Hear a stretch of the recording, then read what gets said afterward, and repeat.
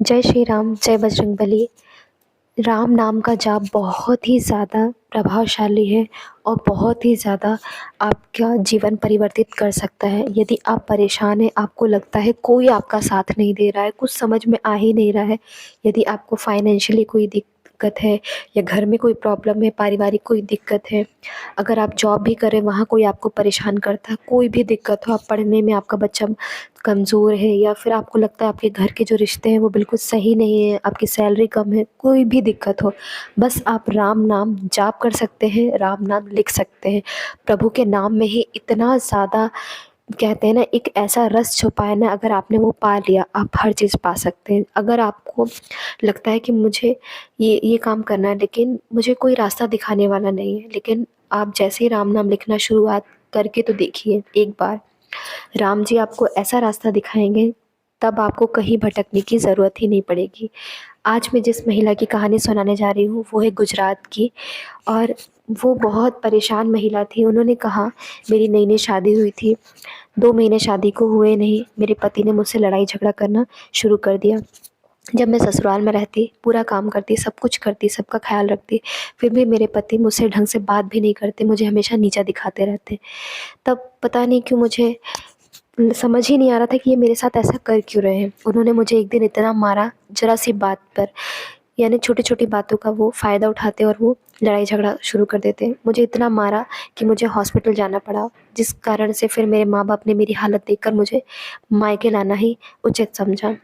यहाँ रहकर मैंने सोचा, अब मैं क्या करूँगी? जॉब ढूँढी, जॉब मिल नहीं रही थी, और इतनी जल्दी हालात बदल जाएँ ऐसा तो हो नहीं सकता।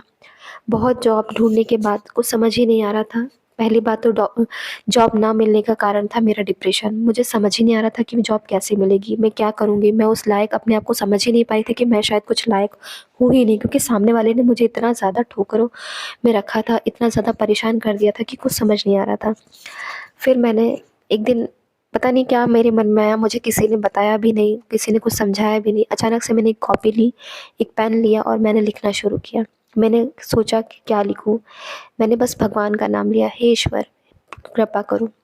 राम, राम, राम, राम, बस उन्होंने राम नाम लिखना शुरू कर दिया। 1 पेज लिखा, अगले दिन फिर वो बैठी अकेले, समझ में नहीं आया क्या करूँ? राम नाम लिखना शुरू कर दिया, क्योंकि आपके घर में सब लोग होते हैं, लेकिन जब आपका पति आपकी इज़्ज़त नहीं करता, आपसे बात नहीं करता, आपके साथ नहीं होता, तो लोगों के ताने आपको सुनना पड़ता है। इसलिए ना वो किसी से बात कर पाती, ना बाहर निकल पाती। अकेले-अकेले घर घर में घुटती रहती। अचानक से मुझे पता चलता है कि मेरे पति का किसी से का अफ़ेयर है। अब वो उन्हीं से शादी करना चाहते हैं, इसीलिए उन्होंने ये सब बहाना किया है और मुझसे वो डाइवोर्स लेना चाहते हैं। मैं बस रोते-रोते एक दिन रात में इतना रोई, और रात भर बैठकर मैंने सिर्फ़ राम लिखा, क्योंकि मुझे कुछ समझ ही नहीं आ रहा था, ना नींद आ रही थी, ना भूख लग रही थी, ना प्यास लग रही थी, क्योंकि जिसकी नई-नई शादी हो और ऐसा हो जाए तो कुछ समझ नहीं आता कि क्या करें। देखा, देखते-देखते मैंने 7-8 पेज सिर्फ़ राम नाम से भर दिए। कुछ समझ ही नहीं आ रहा अब क्या करूँ? अचानक से कब नींद लग गई समझ नहीं आया। अगले दिन उठी तो सुबह मेरे पति का अचानक से कॉल आया, और वो मेरे इतना फ़ोन पर रोने लगे, कहने लगे, मुझे तुम्हारे पैर छूकर मैं तुमसे माफ़ी माँगनी है। वो इतना रोए, मुझे समझ ही नहीं आ रहा था कि अचानक हो क्या गया है। मैंने सोचा कि मेरे घरवालों ने तो इन्हें कुछ समझाया ही नहीं, ना इनके घरवाले इन्हें इस हद तक समझा सकते हैं कि ये मेरे सामने रोएँ। आखिर इन्हें हुआ क्या है? तब मैंने कहा कि आपको जो भी बात करनी है मेरे घर आकर कीजिए। तब उनके पति घर आए, तब उन्होंने सारी बात बताई। उन्होंने कहा कि मैं तुमसे जानबूझ के लड़ाई करता था, झगड़ा करता था, क्योंकि मैं किसी और से शादी करना चाहता था, लेकिन मुझे उसकी हकीकत कुछ पता नहीं थी। वो लड़की मुझे सिर्फ़ परेशान कर रही थी पैसों के लिए, और उसने मेरा सिर्फ़ यूज़ किया है। आज जब मैं शादी करने के लिए तैयार हूँ, मैंने अपना सब कुछ बर्बाद कर दिया, और मैंने उससे कहा चलो शादी कर लें, तब उसने कहा कि जब तुमने अपनी वाइफ़ को छोड़ दिया तो मुझे क्यों रखोगे? तुम मुझे भी छोड़ दोगे। ये कहकर वो चली गई। मैं रात भर रोता रहा, समझ नहीं आ रहा था। मैंने उसको बहुत कॉल किया, उसने मुझे बिल्कुल भी जवाब नहीं दिया। तब मुझे समझ में आया कि अपने-अपने होते हैं। वो किसी गैर के चक्कर में मैंने अपनी वाइफ़ को जो है घर से निकाल दिया, ये सब किया, उसे हॉस्पिटल तक भेजने की, ये इतनी बड़ी मैंने गलती की, मुझे कुछ समझ नहीं आ रहा था।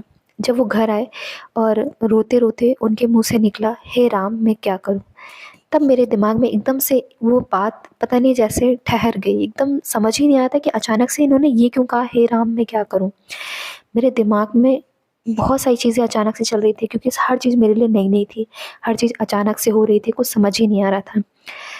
तब मैंने सोचा कि मैं क्या करूँ? मेरे घर वालों ने समझाया कि आपके हस्बैंड आए हैं, पति आए हैं, आप जाइए। क्योंकि जिस दिन का तुम इंतज़ार कर रही थी वो दिन आ चुका है, तुम परेशान मत हो, भगवान सब ठीक करेंगे। वो चली आई अपने ससुराल। आकर यहाँ उसको बहुत सारी चीज़ें जैसे समझ ही नहीं आई थी कि आखिर ये चमत्कार हुआ कैसे? एक दिन बैठे-बैठे उसने बहुत सारी चीज़ें सोची, तब उसे समझ में आया कि मैंने राम नाम लिखना शुरू किया था। मैंने तो इतना एक दिन रात भर लिखा और मेरे पति ने उस दिन जब मुझसे बात की और उन्होंने मुँह से मेरे कानों में बस एक ही जो है आवाज़ अभी तक गूंज रही है, हे राम मैं क्या करूँ? तब मुझे समझ में आया कि जो पूरी महिमा है, ये पूरा जो चमत्कार है, वो राम जी का है और हनुमान जी का। इसमें ना ही मेरा कुछ है, ना मेरे पति का, ना उस लड़की की गलती है।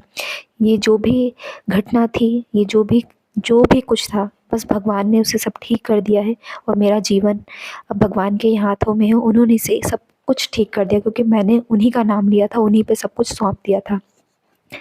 इसके बाद उन्होंने हर दिन जो है संकल्प लिया कि मैं हर दिन नहा धोकर मुझे जितना टाइम मिलेगा, अगर 1 पेज लिखने का टाइम मिलेगा तो मैं 1 पेज लिखूँगी और 10 पेज लिखने का टाइम मिलेगा तो मैं 10 पेज लिखूँगी और आज से मैं राम नाम का जाप भी करूँगी क्योंकि राम जी ही हैं जिन्होंने मेरी नैया को पार लगाया है। क्योंकि राम जी हर वो काम कर सकते हैं जो हम सोच सकते हैं। हम एक बार सोच कर देखें और उनके ऊपर अगर कोई काम डाल दें तो वो हर चीज़ में हमारी नैया पार लगा देते हैं। जय श्री राम, जय बजरंगबली।